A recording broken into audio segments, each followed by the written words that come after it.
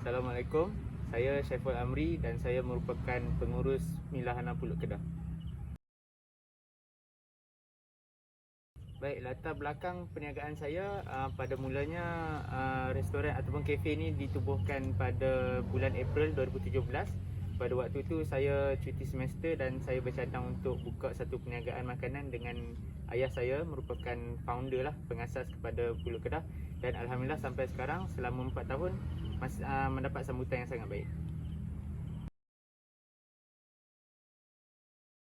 Secara umumnya bagi sektor perkhidmatan makanan, secara umumnya bagi saya semua orang terkesanlah dengan pandemik ni, dari segi pendapatan, dari segi ekonomi kan. Jadi khusus untuk saya punya perniagaan, tambah pula macam saya sebelum ni bergantung banyak kepada dine in, jadi saya mengalami kesukaran di situ.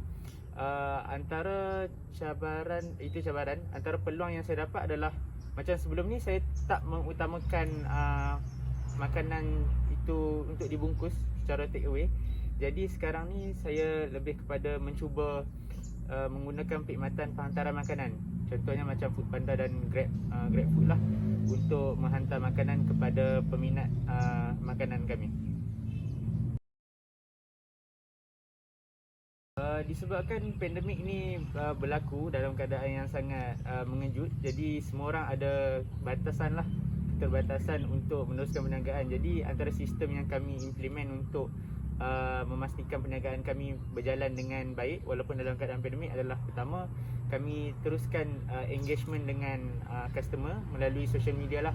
Jadi sistem yang kami gunakan contohnya macam Facebook Ads, ataupun kita boost lah kita punya promotion. Contohnya kita buat package yang lebih sesuai untuk dinikmati satu keluarga di rumah.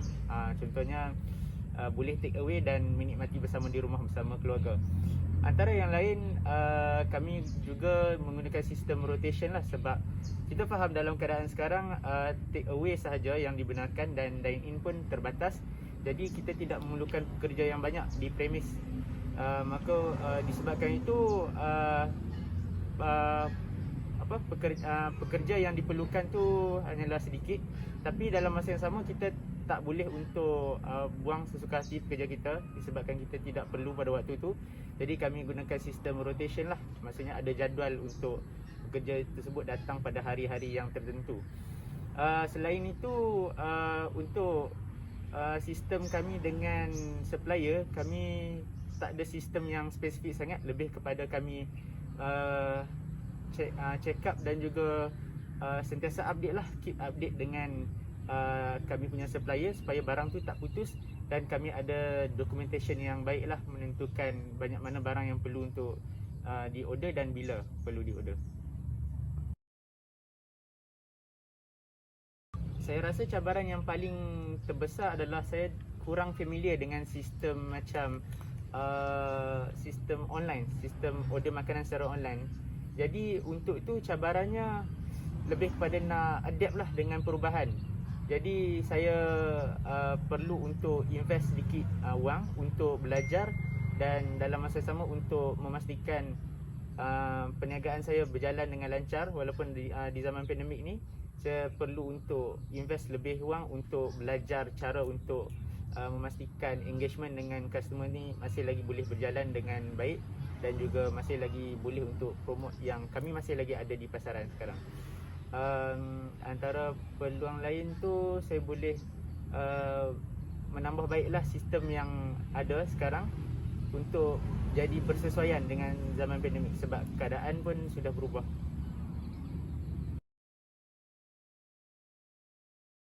Sokongan yang saya dapat dalam waktu ini, sokongan dari segi kewangan saya tak minta ataupun tak dapat mana-mana offer, tapi saya lebih kepada memberikan khidmat nasihat lah.